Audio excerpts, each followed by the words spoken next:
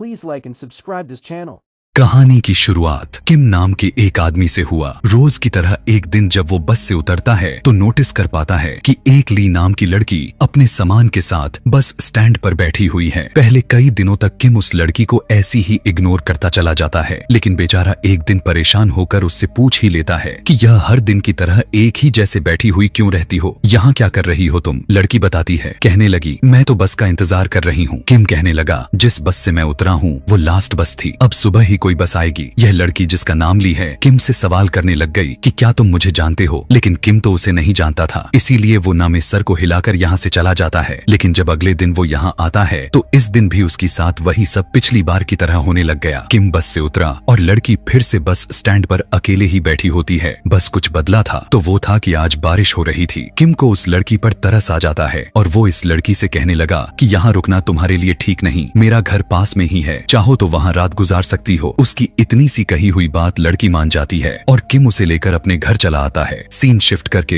हमें एक नर्स को दिखाया जाता है जो रात के टाइम में आईसीयू में ड्यूटी दे रही थी। उसी रात एक अजीब सा आदमी आईसीयू में आने की कोशिश करता है। नर्स ने जब उसे अंदर जाने से मना किया तो उसने बताया कि वो दरअसल मुर्दा घर जाने की कोशिश कर रहा है, यानी उस जगह जाना चाहता है जहाँ पर हॉस्पिटल वाले मरने के बाद लाशों को फ्रिज करके रखते हैं। अभी उस आदमी की बातों का जवाब नर्स दे पाती उससे पहले ही एक पेशेंट की तबीयत बिगड़ जाती है और सिचुएशन को हैंडल करके जब वो वापस आती है तो देखती है कि वो आदमी जो मुर्दा घर जाना चाहता था अब वो वहाँ से जा चुका था। जिसके बाद दूसरे सीन में हम एक लाइट शॉप को देख पाते हैं जिसका ओनर जंग नाम का आदमी है। जंग से एक कंफ्यूज सा आदमी लाइट लेने के लिए आता है। जंग उसे लाइट तो दे देता है, लेकिन अजीब चीज तो यह लगा कि जंग उसके कुछ भी बताए बगैर उस आदमी की सारी इंफॉर्मेशन अपने डायरी में लिख लेता है। और तभी उसी शॉप में वही हॉस्पिटल वाला आदमी आ जाता है। जंग उससे पूछने लग गया कि मैं आपकी क्या मदद कर सकता हूँ, पर वो आदमी बिना कुछ बोले बगैर कंफ्यूजन में वहाँ से चला जाता है। अब सीन कट होकर हमें एक स्कूल का सीन दिखाया जाता है जहाँ पर ग्राउंड में एक लड़की एक क्लास पर नजर रखी हुई है। देखने को मिला कि वहाँ पर एक हाईजू नाम की एक लड़की बैठी हुई है। हाईजू भी उसे नोटिस कर लेती है और ऊपर से ही हाय करने लग गई। एक अजीब चीज हम यहाँ पर नोटिस कर पाते हैं कि हाईजू को और एक दूसरी लड़की को यहाँ के सभी बच्चे इस तरह से इग्नोर कर रहे थे जैसे वो उन्हें देख ही नहीं पा रहे हों। हमें दोबारा से लाइट शॉप का सीन दिखाया जाता है जहाँ जंग के पास एक आदमी आता है। इस आदमी के आते ही जंग का चश्मा बर्फ में बदलने लग गया था। वो आदमी जंग से पूछने लग गया कि क्या तुमने एक डॉग देखा है, असल में एक डॉग मुझे बहुत परेशान करता है और मेरे घर के आगे आकर बहुत ही ज्यादा भौंकता रहता है। जंग उसे मना कर देता है कि मैंने अभी तक उस डॉग को नहीं देखा, और यह कहते हुए उसने अपने बर्फ में बदल रही चश्मे को उतार दिया था और उसके चश्मा उतारते ही वो आदमी भी वहाँ से चला जाता है। यहाँ हमें हाईजू के स्कूल को दिखाया जाता है। हाईजू के सारे दोस्त बातें कर रही थी कि स्कूल में बहुत सारी लड़कियों ने कुछ सोल्स को देखा है। हाईजू भी अब यहाँ पर इन लड़कियों से बात करने की कोशिश कर रही थी, लेकिन बहुत ही अजीब तरीके से वो लड़कियां उसे इग्नोर कर रही थीं। उसकी किसी भी बातों का जवाब नहीं दे रही थीं, यहाँ तक कि उसके बुलाने पर भी उसकी तरफ देख भी नहीं रही थीं। इतने में इधर लाइट शॉप के अंदर एक नई औरत आ जाती है जिसका नाम हमें हाईवोन पता चलता है। वो खामोशी से इस पूरे शॉप को देखने लग चुकी थी और फिर जैसे ही वो एक लाइट को हाथ लगाने वाली थी तो जंग उसे अजीब तरीके से मना करता है और कहने लगा कि तुम्हें ऐसा नहीं करना चाहिए। जंग का जवाब इस तरह से थे कि जैसे उस लाइट को टच करने पर वो औरत किसी को मारने की कोशिश करना चाह रही हो। खैर हाईवोन भी यहाँ से चली जाती है और हम इसी रोड पर हाईजू को देखते हैं। बारिश भी लगातार होती जा रही थी। दरअसल हाईजू स्कूल से घर वापस जा रही थी। रास्ते में चलते टाइम उसे डर लगने लगा तो वो जंग के लाइट शॉप के अंदर आ जाती है और यहाँ हमें पता चलता है कि जंग हाईजू को काफी अच्छे से जानता था और वो उसके आने पर काफी खुश भी हुआ था। जंग उसके यहाँ आने पर उसे एक कैंडी देता है और ये दोनों बातें करना शुरू कर देते हैं। हाईजू बताने लग गई कि वो बहुत ज्यादा डरी हुई है क्योंकि उसने सुना है कि आसपास बहुत सारे भूत रहते हैं। जंग उसे जवाब में कहता है कि यह तो इतनी भी डरने वाली बात ही नहीं है। अब जंग उससे एक अजीब सा सवाल पूछता है कि यहाँ तुम अपनी मॉम के साथ में रहती हो। हाईजू जब हाँ में जवाब देती है तब जंग उसे एक चौंका देने वाली बात यह बताता है कि तुम्हें गॉड की तरफ से एक गिफ्ट मिला है और वो है कि तुम भी सोल, स्पिरिट्स और घोस्ट को देख सकती हो।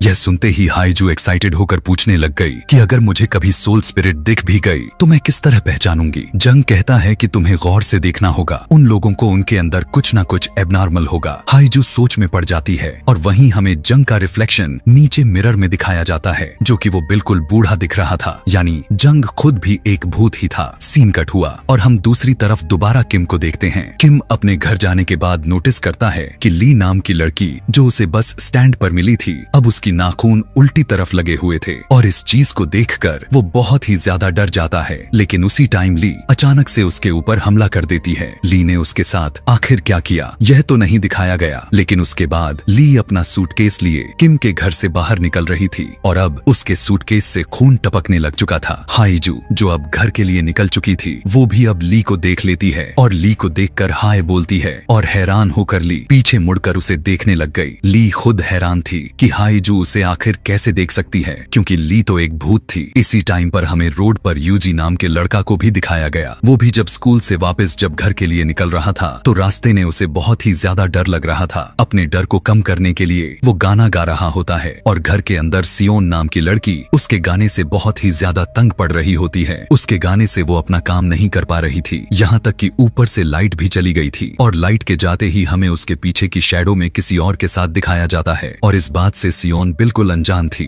खैर जब वो लाइट को चेक करने के लिए जाती है तो पता चलता है कि मेन स्विच बंद नहीं था, लेकिन फिर भी लाइट नहीं आ रही थी और इस तरह की हरकत सिर्फ उसी के घर में हुए जा रहा था। वो इस चीज को यह सोचते हुए इग्नोर कर देती है कि यह घर बहुत पुराना हो चुका है, तो शायद हो सकता है कोई टेक्निकल खराबी होगी यहाँ पर। वो कमरे में आकर दोबारा लैपटॉप खोलकर अपना काम कंटिन्यू कर देती है तो यूजी की आवाज दोबारा से उसे परेशान करने लग गई और वो विंडो से ही यूजी को गाना गाने से मना करने लग जाती है। तभी यूजी भी उसी घर से विंडो की तरफ देखता है और उसे सियोन के पीछे कोई खड़ा हुआ दिखाई देता है, जिसकी वजह से वो डर कर यहाँ से फौरन भाग जाता है। इधर अब हमें हॉस्पिटल में नर्स को दिखाया जाता है। नर्स इस टाइम वॉशरूम में थी तो वॉशरूम के वेंटिलेशन से कोई निकलकर लटकते हुए उसे चिल्लाकर देखने लग जाता है। इसे देखकर नर्स डर तो गई थी लेकिन चिल्लाती नहीं, बल्कि वो अपने आंख और कानों को बंद कर लेती है और उस एंटिटी को पूरी तरह से इग्नोर कर देती है। ऐसा करते ही वो एंटिटी वहाँ से गायब हो जाता है। अगली रात हमें दोबारा से हाईजू को दिखाया गया, जो रात में स्कूल के बाद जब अपने घर के लिए निकल रही थी तो रास्ते में उसे हाईवोन दिख जाती है। इस टाइम बारिश भी हुए जा रहा था। हाईजू ने हाईवोन से अपना अम्ब्रेला शेयर किया। दोनों बातें करते हुए चल रहे थे, लेकिन तभी उसने देखा कि अचानक से हाईवोन लंबी होना शुरू हो गई और बड़ा होते होते उसका कद बहुत ही ज्यादा लंबा होता चला गया। हाईजू उसे देखकर डर गई और समझ चुकी थी कि वो इंसान नहीं है। जिस तरह से जंग ने उसे बताया था, जंग ने उसे यह भी बताया था कि अगर इस तरह से कोई भी उसके सामने आ जाए तो वो बिना उसकी तरफ देखे सुने उसे इग्नोर कर यहाँ से निकल जाए। पहले पहले तो हाईजू जंग की बातों को याद करते हुए सीधा चलना शुरू करती है, लेकिन जैसे ही हाईजू पीछे मुड़कर देखती है तो हाईवोन अभी भी उसके पीछे ही आ रही थी। उसकी चलने की हालत काफी खराब थी, वो लंगड़ा रही थी। इसी सब के बारे में जंग को भी पता चल गया था, इसीलिए जल्दी से भागकर अपने लाइट शॉप से बाहर निकलता है। वो हाईजू को फौरन से अपने घर जाने को कहते हैं और यहाँ हाईवोन के सामने जब अपना चश्मे को निकालता है तो हाईवोन उसकी आंखें देखकर डर जाती है और यहाँ से पीछे मुड़कर रास्ता ही बदल देती है। इधर अगले दिन अब यूजी भी स्कूल से जब घर के लिए निकल रहा था तो रास्ते में उसे ली दिख जाती है। ली के पास से उसने उसके सूटकेस को भी नोटिस कर लिया था, लेकिन वह यह नहीं नोटिस किया कि सूटकेस में से अभी भी ब्लड निकल रहा है। वो ली को एक मासूम लड़की समझकर उसके साथ अपना अम्ब्रेला शेयर करने लग जाता है और जब दोनों सियोन के घर से बाहर गुजर रहे थे तो यूजी ली को बताया कि इस घर के सामने से गुजरने पर मुझे बहुत ही डर लगता है, क्योंकि एक बार इस घर के अंदर मैंने इस घर के ओनर के पीछे खड़े हुए किसी एंटिटी को देखा हुआ था। ठीक उसी टाइम पर हम देखते हैं कि सियोन को भी अपने घर के पीछे किसी का शैडो नजर आ जाता है और वो भी अब समझ चुकी थी कि उसके घर में उसके साथ कोई और भी एंटिटी रह रही है।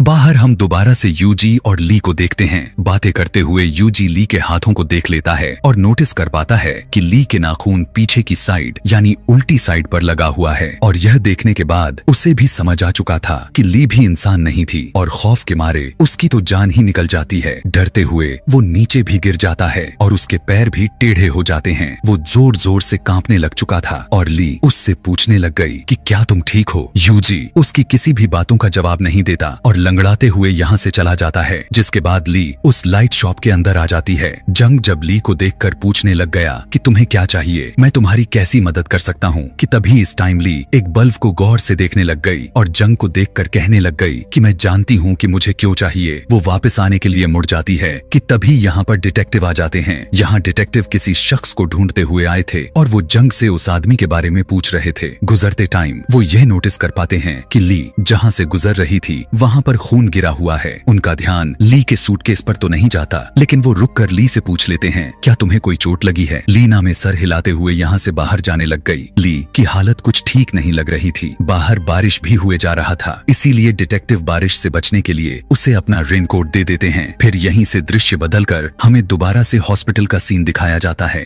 हॉस्पिटल के मुर्दा घर में एक नर्स एक डेड बॉडी से काफी बुरी तरह से डर गई थी और वो डॉक्टर को बताते हुए कहने लगे कि ये डेड बॉडी बोल पड़ी थी। यह सुनकर डॉक्टर बिल्कुल भी हैरान होने की बजाय नॉर्मल तरीके से उठकर नर्स से कहने लगा कि चलो इससे माफी मांगो। दोनों मिलकर उस डेड बॉडी से माफी मांगते हैं, जिसके बाद जब नर्स यहाँ से चली गई तो डॉक्टर अकेले ही इस डेड बॉडी को तैयार करने लग जाते हैं और हमें यहाँ पर दिखाया गया कि डॉक्टर उस डेड बॉडी से बात कर रहे थे। डेड बॉडी भी अब काफी कंफ्यूजन में आ चुकी थी कि आखिर यह उसके साथ क्या हो रहा है। तब डॉक्टर उसे बताते हैं तुम मर चुकी हो। इधर वो नर्स हॉस्पिटल से घर नहीं गई थी। वो जब लिफ्ट में थी तो अचानक से उसे एक बस ड्राइवर दिखाई दे दिया। बस ड्राइवर नर्स को देखते ही अजीबो गरीब तरह से रोने लग जाता है और उसकी रोते ही उसकी आंखों की बजाय उसके पूरे बॉडी में से पानी निकलने लग जाता है और पूरा का पूरा पानी लिफ्ट में भर जाता है। नर्स यह देखकर बहुत ही ज्यादा डर जाती है और ये लोग पानी में जैसे ही डूबने ही वाले थे कि तभी अचानक लिफ्ट का दरवाजा खुल जाता है और नर्स देखती है कि यहाँ पर ना तो वो पानी था और ना ही वो रोने वाला आदमी था। सीन कट होकर दोबारा से हमें उसी लाइट शॉप का सीन दिखाया गया जहाँ पर दोबारा से एक क्रिमिनल को ढूंढते हुए डिटेक्टिव आ चुके थे। जंग अब डिटेक्टिव से उस आदमी के बारे में पूछने लग गया जिसे वो ढूंढ रहे हैं। जिस टाइम वो डिटेक्टिव उस आदमी के बारे में बताए जा रहे थे उसी टाइम हम यह नोटिस कर पाते हैं कि डिटेक्टिव की आंखें बार बार बदलकर अजीबों तरह से मूव होने लग गई थी। अगली सुबह हमें हॉस्पिटल का सीन दिखाया गया। नर्स रोज की तरह अपनी ड्यूटी पर आ जाती है और जब वो एक पेशेंट को लिफ्ट के जरिए एक दूसरे रूम में शिफ्ट करने की कोशिश कर रही थी तब वो पेशेंट उसे बताता है कि मुझे इस हॉस्पिटल में बहुत सारे ऐसे लोग नजर आते जा रहे हैं जो बाकी किसी को नजर नहीं आते। नर्स उसे कुछ नहीं बोलती और कहती है कि मैं भी उन लोगों को देख सकती हूँ। इंसानों को ऐसा तब होता है जब हम मौत के मुंह में जाकर यानी मरने के बाद दोबारा से जीवित हो चुके होते हैं। वो बताती है कि मेरा भी एक ऐसा एक्सीडेंट हुआ था जिसके बाद मैं मौत के मुंह से वापस निकल कर आ चुकी थी और उसी दिन से मैं भी उन लोगों को देख सकती हूँ और अगर अब तुम भी ऐसी किसी को देखो तो उसे इग्नोर कर दो। इसके बाद उस पेशेंट को आईसीयू के रूम में लेकर आती है और यहाँ आईसीयू के रूम में हम बहुत सारे पेशेंट्स को देख पाते हैं जो कि इस टाइम कोमा में चले गए थे। हैरानी की बात थी कि ये सारे के सारे पेशेंट्स वही कैरेक्टर थे जिन्हें हम काफी देर से इस कहानी में देखते आ रहे हैं। यानी यहाँ पर एक बहुत ही बड़ा ट्विस्ट सामने निकलकर यह आया था कि हम जिन लोगों को देखते आ रहे हैं वो जिंदा नहीं हैं। असल में उन सारे कैरेक्टर के सोल हमें इसी दुनिया में भटकती हुई दिखाई जा रही थी, क्योंकि ना तो वो मरे हुए थे और ना ही जीवित थे, बल्कि वो तो कोमा में थे। इसीलिए उनकी सोल्स दुनिया भर में भटकती हुई दिखाई जा रही थी। अब फाइनली हमें हाइजू को दिखाया गया। हाइजू हर बार जब जब पढ़ने जाया करती थी तो वो अपने मॉम के लिए लाइट शॉप से एक बल्ब लाया करती थी, लेकिन अजीब बात तो यह थी कि जब भी वो घर पर आकर बल्ब लगाती थी तो वो बल्ब फौरन से खराब भी हो जाता था और इस तरह से उनके डस्टबिन में बहुत सारे बल्ब जमा हो गए थे। हाइजू की मॉम इस टाइम उदास होती हैं, तो हाइजू उन्हें गले लगाते हुए वो एक बहुत ही अजीब चीज महसूस करती है कि अचानक से उनके मॉम के अंदर से बहुत से फूलों की खुशबू आने लगी थी। सीन कट होकर हमें असल दुनिया का सीन दिखाया गया। हम उसी डॉक्टर को दोबारा से देखते हैं जो एक डेड बॉडी से बात करते हुए बता रहा था कि तुम मर गए हो। वो डॉक्टर किसी और से नहीं बल्कि हाइजू के मॉम से बात कर रहा था और इस टाइम वो हाइजू के मॉम की बॉडी को ही तैयार करने में लगा हुआ था। उसके बॉडी के आसपास फूल बिछा रहा था, जिसकी वजह से ही हाइजू को अपने मॉम के अंदर से खुशबू आने लग चुकी थी। मतलब यहाँ पर साफ हो चुका था कि हाइजू के मॉम के साथ वो खुद हाइजू भी सोल्स की दुनिया में हैं। अब यहाँ पर सवाल ये खड़ा कर देता है कि आखिर ये सभी सोल्स के दुनिया में आए कैसे थे। यहाँ पर ये मिस्ट्री खुलकर सामने आती है और इस कहानी को सीधा पास्ट में भेज दिया जाता है। हम इस कहानी में दिखाए गए सभी कैरेक्टर्स को देखते हैं जो अपने अपने रूटीन फॉलो कर रहे थे। सबसे पहले हम किम को देखते हैं। किम अपने फियांसे से मिलने के लिए जा रहा था और किम की मंगेतर कोई और नहीं बल्कि ली ही थी। जिसके बाद हमें हाइवॉन और सियोन को दिखाया जाता है। यहाँ पर पता चलता है कि ये दोनों एक साथ ही रहते हैं। वहीं पर फाइनली अब हम हाइजू और उसकी मॉम को भी देख लेते हैं। हाइजू की मॉम हाइजू का बहुत ही ज्यादा ख्याल रखा करती थी। हमेशा की तरह हाइजू के डैड उसे लेने के लिए आया करते थे, लेकिन क्योंकि उस दिन हाइजू के डैड बिजनेस ट्रिप पर चले गए हुए थे तो इसीलिए खुद हाइजू को लेने के लिए उसकी मॉम आई हुई थी। यहीं से निकलते हुए हमें यूजी को भी दिखा दिया जाता है। यूजी आकर एक बस में बैठा जिसमें पहले से वही बस ड्राइवर था जिसे हम पहले ही शुरुआत में ही देख चुके हैं। उसी टाइम जिस टाइम वो नर्स के साथ लिफ्ट में था, जो रोने से उसकी बॉडी से निकला हुआ पानी लिफ्ट में भरता जा रहा था। इस टाइमर पर ड्राइवर नोटिस करता है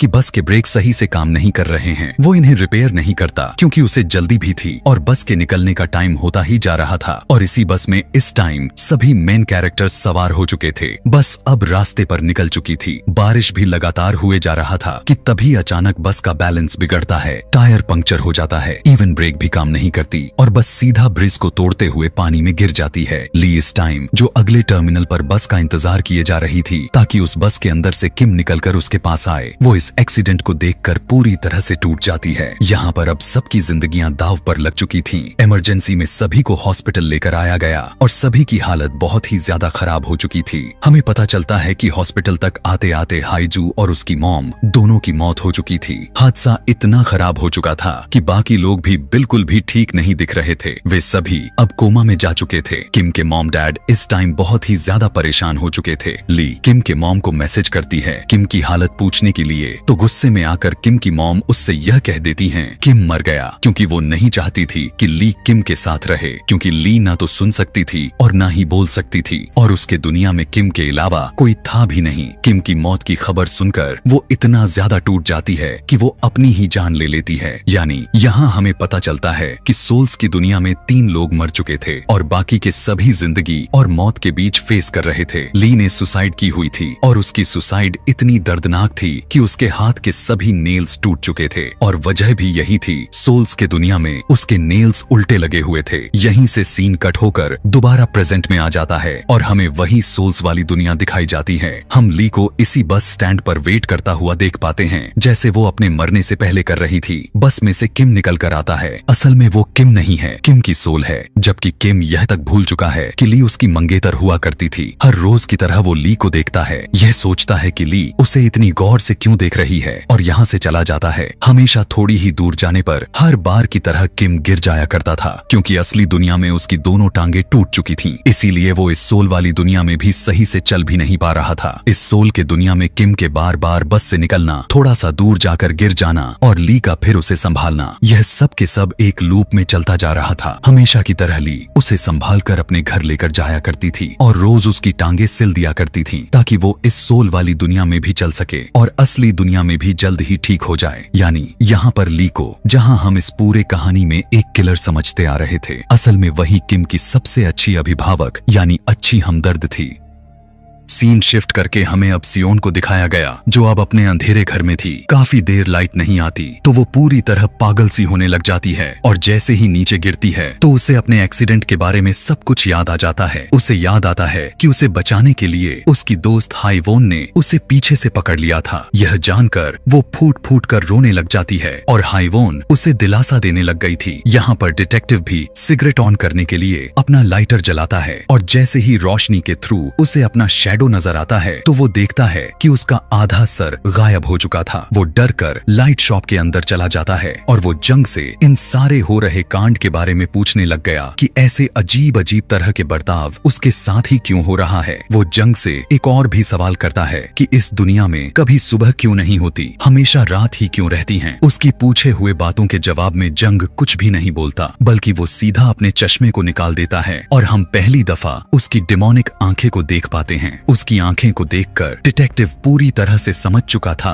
कि जंग कोई इंसान नहीं है और वो डिटेक्टिव भी जान चुका था कि वो भी अब इंसान नहीं रहा। डिटेक्टिव को अपना एक्सीडेंट तो अच्छे से याद था, लेकिन अब वो जंग से उसकी अपनी कहानी पूछने लगा कि तुम यहाँ पर कैसे आए हुए थे। जंग बताता है कि सालों पहले काफी तेज एक भूकंप आया था तो हमारी बिल्डिंग ढह गई थी। उस बिल्डिंग में मैं और मेरी बेटी दोनों ही अंदर दब गए थे। मैं अपने बेटी को ढूंढने की और उसे बाहर निकालने की बहुत ही कोशिश की, लेकिन जब मैं उसे नहीं निकाल सका तो मैं इसी लाइट शॉप में मदद मांगने के लिए आया। उस टाइम यहाँ पर इस लाइट शॉप की ओनर एक लड़की थी जिसने मुझे देखकर बताया कि मैं मर चुका हूँ और एक आत्मा बन चुका हूँ, और उसने मुझे यह भी बताया हुआ था कि तुम्हारी बेटी को असली दुनिया में रेस्क्यू कर लिया गया है और वो जिंदा है, इसीलिए अब वो तुमसे मिल नहीं सकती। जंग बताने लग गया था कि उसी दिन के बाद से मैं इस लाइट शॉप को संभालने लगा, क्योंकि मुझे पता चल गया था कि मरने के बाद या फिर किसी भी मुश्किल में सोल्स एक बार जरूर इस लाइट शॉप में आते हैं। इसी उम्मीद में इस लाइट शॉप पर काम कर रहा हूँ ताकि मैं एक दिन शायद अपने बेटी से मिल पाऊँ। अब डिटेक्टिव जंग से पूछने लगा कि क्या मैं मर चुका हूँ। तब जंग ने जवाब दिया कि नहीं, तुम कोमा में हो, अभी तुम्हारी सोल सिर्फ यहाँ पर है, तुम वापस दुनिया में जा सकते हो और यह जगह तुम्हारे लिए एक पोर्टल जैसी है जो इस दुनिया को और तुम्हारी इंसानों वाली दुनिया को जोड़ती है। तुम्हें यहाँ पर अपने लाइट को ढूंढना है, अगर तुम्हें तुम्हारी लाइट मिल जाती है तो तुम वापस अपने दुनिया में चले जाओगे। डिटेक्टिव इधर उधर देखने लग जाता है, यहाँ पर बहुत सारी लाइट थी। वो जंग से पूछने लग गया कि मेरी वाली लाइट कौन सी है और मुझे कैसे मिलेगी। जंग उसे बताया कि तुम्हें तुम्हारी लाइट मिल चुकी है। वो हैरान होकर अपने लाइट की तरफ देखता है जो अभी भी उसके बगैर जलाए ही जल रहा था, यानी यही उसकी लाइट थी। यहाँ उसी सोल को दुनिया में अब हम उस बस ड्राइवर को भी देखते हैं। बस ड्राइवर इस दुनिया में आए हुए अपने सभी पैसेंजर्स को लाइट शॉप तक पहुंचना चाहता है ताकि जो लोग इस दुनिया यानी कोमा में हैं उनकी लाइफ दोबारा से नॉर्मल हो सके और वो किसी तरह अपनी गलती को सुधार सके, क्योंकि उसी के वजह से इतना बड़ा कांड हुआ था। अगर उसने ब्रेक ठीक कर ली होती तो शायद ऐसा न हुआ होता। इस टाइम भी वो भीगा हुआ यूजी के पास आता है और उसे लाइट शॉप तक लेकर जाने लगा ताकि यूजी अपने लाइट को ढूंढकर अपने दुनिया में वापस जाए और नॉर्मल लाइफ गुजारे। वो यूजी को सारी बात बता देता है कि इस टाइम इस दुनिया में तुम असल में नहीं हो, यहाँ पर तुम्हारी सोल घूम रही है, यानी तुम एक सोल हो। वो यूजी से अपने किए की माफी भी मांगने लगा और फिर वो ड्राइवर उस लाइट शॉप के अंदर आ जाता है। लाइट शॉप के अंदर आते ही पहले ही नजर में यूजी को अपनी लाइट मिल जाती है। उसे अपने लाइट के बारे में इस तरह से पता चल पाया था कि बाकी के सारी लाइट्स में उसे अपनी लाइट छिप नहीं पा रही थी और यह भी था कि बाकी के सारे लाइट्स धुंधली दिखाई दे रही थी और उसे अपनी लाइट की रोशनी तेज दिखाई दे रही थी। यानी जैसे ही यूजी उस लाइट को हाथ लगाता है वो लाइट और भी ज्यादा तेजी से चमकने लग जाती है और जंग उसके पास आकर कहने लगा कि उम्मीद है कि हम दोबारा से यहाँ नहीं मिलेंगे। यानी जंग उसके दुनिया में उसे भेज रहा था और अपने तरफ से उसे गुड बाय भी कह रहा था। इधर सीन शिफ्ट होकर हमें दोबारा से ली को दिखाया जाता है। इससे पहले कि यहाँ लूप दोबारा से शुरू हो जाता, इस बार ली तेजी दिखाते हुए जल्दी से बस के अंदर चढ़ जाती है और किम को सारी बातें बता देती है कि तुम इस टाइम एक सोल की दुनिया में हो, मैं मर चुकी हूँ लेकिन तुम अभी भी अपनी दुनिया में जीवित हो और इस टाइम कोमा में एक ही लूप में घूम रहे हो, तुम्हें वापस अपने दुनिया में जाना होगा। किम को ली की कही हुई बातें तो साफ साफ समझ में आ रही थी, लेकिन यह बात उसे बिल्कुल भी नहीं पता था कि ली है कौन और उसे यह सारी बातें उसे क्यों बता रही हैं। एक्सीडेंट इतना दर्दनाक था कि वो पूरी तरह से भूल चुका था। यहाँ पर हम देखते हैं कि बस ड्राइवर सियोन को लेने के लिए आया हुआ था। वहाँ पर उसे सियोन की फ्रेंड भी मिल चुकी थी जिसे वो माफी मांगने लगा। उसकी अपनी मौत के लिए सियोन की फ्रेंड उसे माफ कर देती है और अब वो सियोन के फ्रेंड से रिक्वेस्ट करता है कि प्लीज तुम उसे लाइट शॉप में भेज दो, उसकी जिंदगी के बचने की उम्मीद अभी भी कुछ बाकी है, वो अभी पूरी तरह से नहीं मरी हुई है। अगर वो लाइट शॉप में चली गई तो वो असली दुनिया में जिंदा हो जाएगी। यह सुनकर सियोन की दोस्त उससे वादा करती है कि मैं उसे लाइट शॉप में जरूर भेज दूंगी। यहाँ पर अब हमें लाइट शॉप का सीन दिखाया जाता है जो इस टाइम लाइट पर हाइजू की मॉम आई हुई थी जो अब पूरी तरह से मर चुकी थी। वो लाइट शॉप में इसलिए आई हुई थी ताकि वो अपनी बेटी हाइजू की लाइट ले सकें और वो इस दुनिया यानी कोमा से निकलकर अपने असली दुनिया में आ सके। लेकिन यहाँ पर जंग उसे बताने लग गया कि तुम्हारी बेटी को अपनी लाइट लेने के लिए यहाँ खुद चलकर आना होगा। यहाँ पर हाइजू की मॉम जंग को देखकर रोने लग जाती हैं, पर एक बहुत ही बड़ा ट्विस्ट यह भी निकलकर सामने आता है कि हाइजू की मॉम असल में जंग की बेटी थी जो उस दिन उस बिल्डिंग के गिरने से घायल हो चुकी थी और बहुत खोजने के बाद वो मिल नहीं रही थी। वो इशारा करके यह बात जंग को समझा देती हैं। जंग अपने बेटी से मिलकर बहुत ही ज्यादा खुश हो जाता है। फाइनली उसकी सालों की मेहनत रंग लेकर आई थी। उसे तो इसी दिन का इंतजार था। उसका ये इंतजार रंग लेकर आ चुका था। वो अपने बेटी को गले लगा लेता है। जबकि सीन कट होकर हमें यहाँ पर दोबारा से बस ड्राइवर को दिखाया गया। वो बस ड्राइवर हाइजू से ही मिलने के लिए आया हुआ था। वो हाइजू को सारी बात बता देता है कि किस तरह से उनका एक्सीडेंट हुआ था। वो कोमा में है और इस टाइम उसे किसी तरह करके लाइट शॉप पर जाना होगा